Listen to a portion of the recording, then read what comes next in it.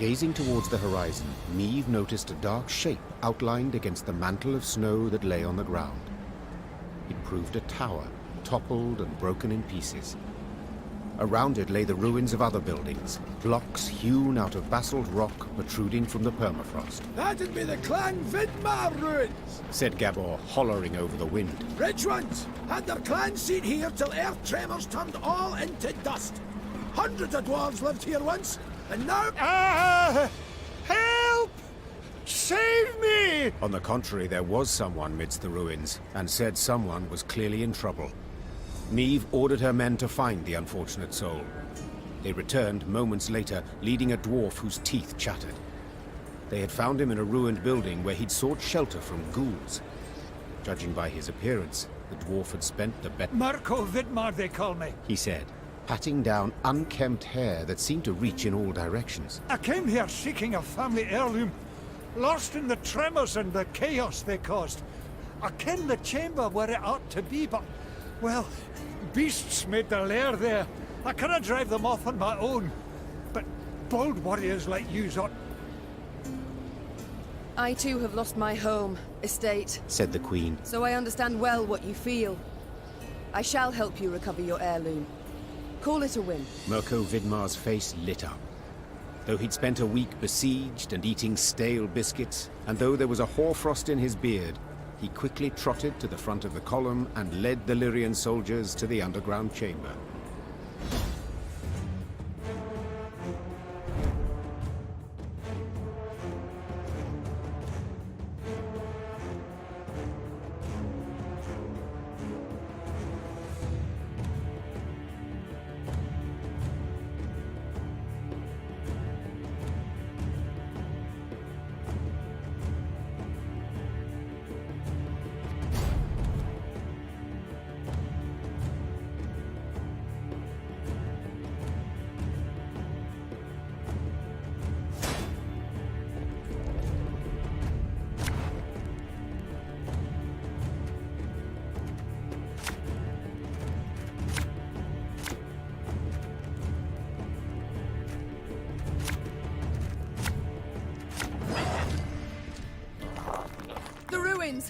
From there they come!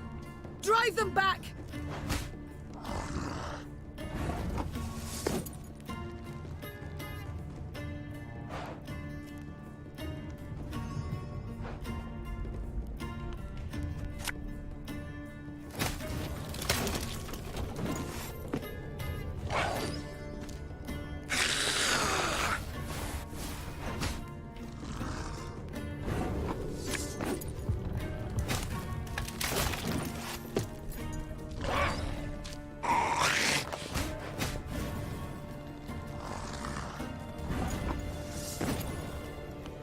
You must sweat like a swine in that jacket. An army's a waste of time for one like me.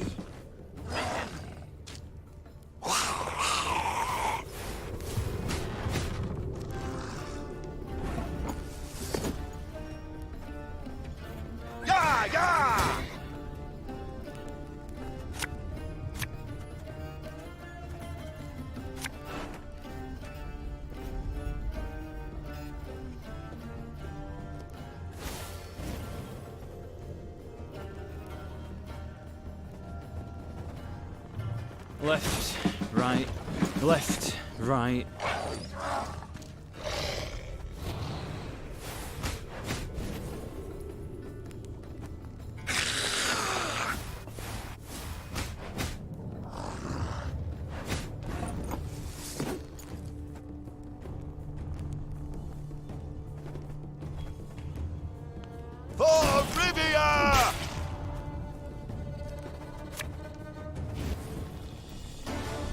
Again and again and again.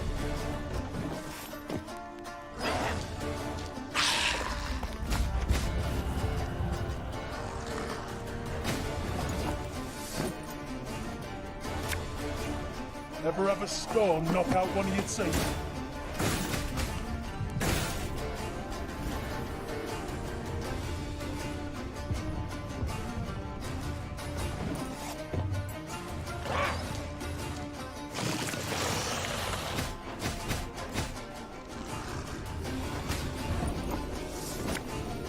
Something from nothing? It's exactly what I do. I'm a boss.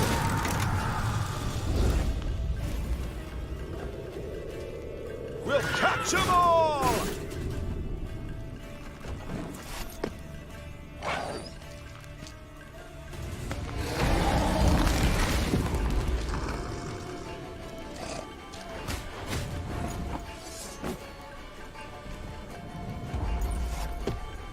Let's get a move on before any others show up.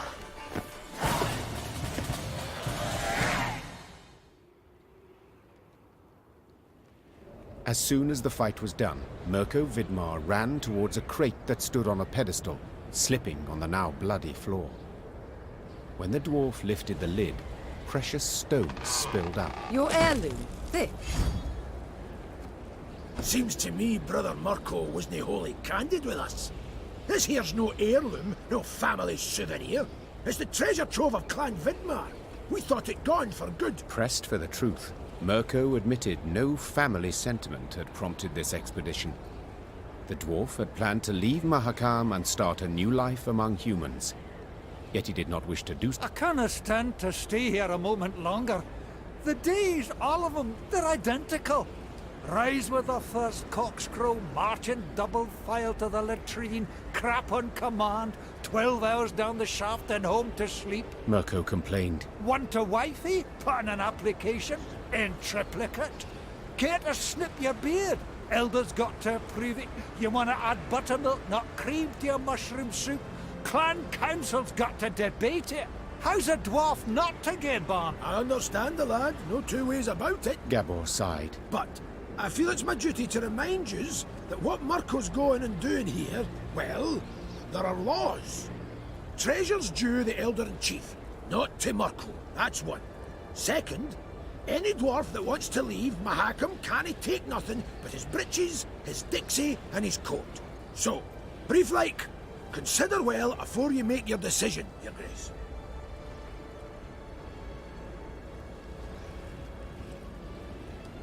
I sympathize, Mirko, Said Neve. but I'm a crowned head. I must decline. National interest requires I show the greatest possible care for my relations with Elder-in-Chief Hugh. Yet in aiding you, I could sour those greatly. I shall return the treasure to him, I must. While you do what you will. Mirko Vidmar swore under his breath, then jostled his way through the Lyrian infantry and into the mountains, towards human lands.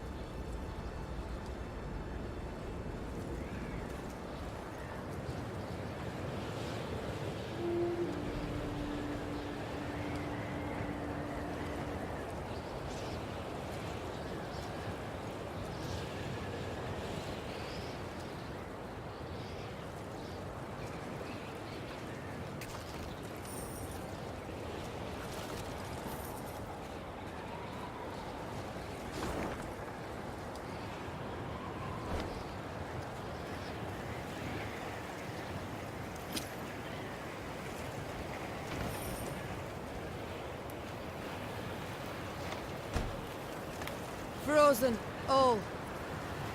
Only the banner moves, blown by the wind. Downright poetic. Prime material for a ballad, perhaps even a whole saga.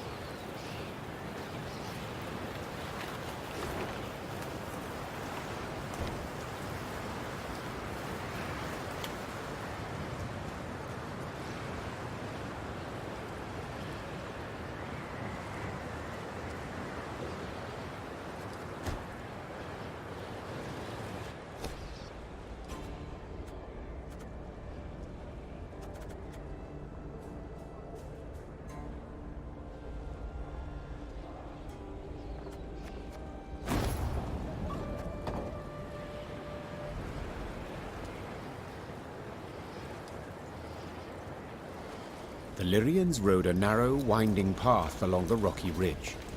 To one side were ice-covered boulders, to the other, a chasm hundreds of feet deep. They could have at least erected some barriers. Complained Gascon, knocking snow from his cap. Got plans for that. Gabor said. Just need to decide how high to make them. What? Think. Should they be the height of your average dwarf or a human? The debate's gone on for 20 years. Now, on the one hand... Gabor did not finish his discussion. He was interrupted by the Baba Ghazi that jumped down from the rocks. Archers, shoot! Aim for underbelly! Neve's soldiers made quick work of the lone monster. But the sound of battle spooked the horses harnessed to one of her wagons. Whoa there! The driver tried to rein in the animals, but could not.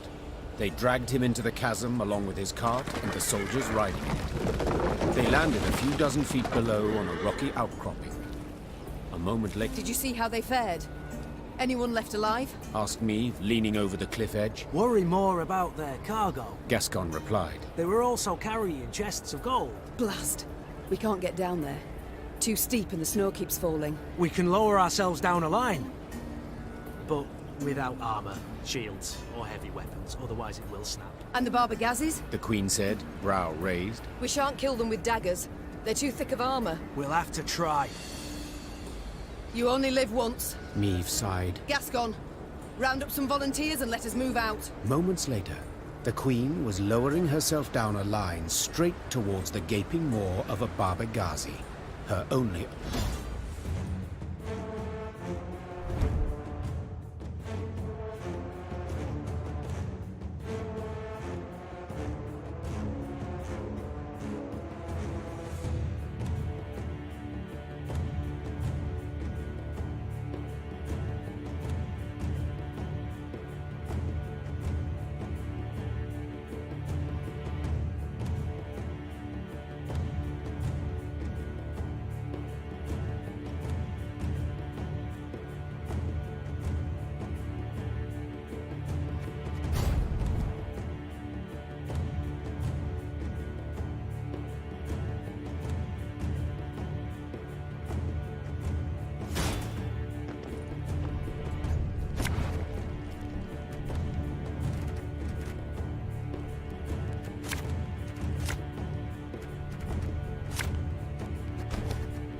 Careful!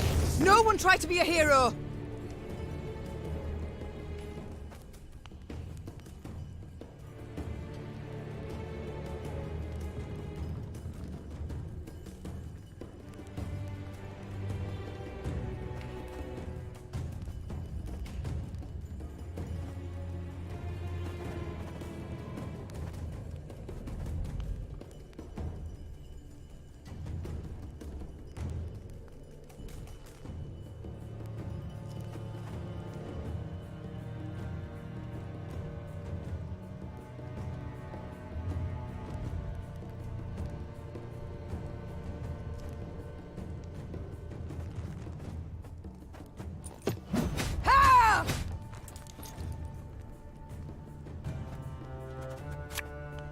Left, right, left, right.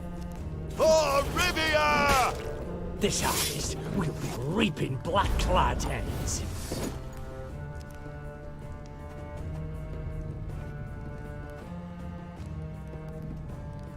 One bullet's all I need. Again and again and again.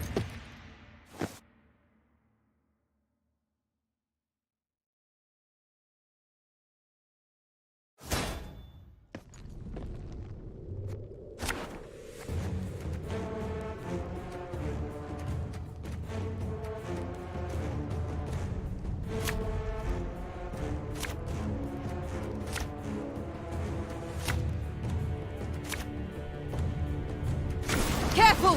No one try to be a hero!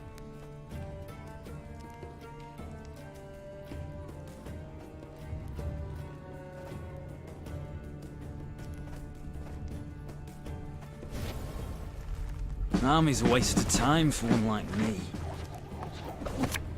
Left, right, left, right. Ah! My spirit's willing and how, but these damn boots are killing me. You can try to win them all, but you won't. We'll catch them all! One bullet's all I need. Oh, that was close.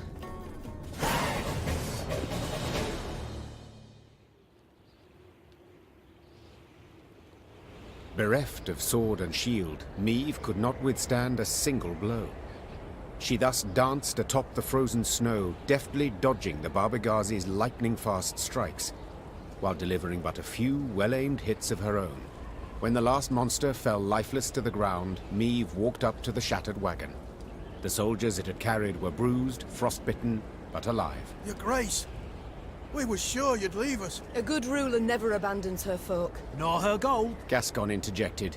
While securing her, soon enough, all were safely back on the path. The admiration Meve saw in her soldiers' eyes was in it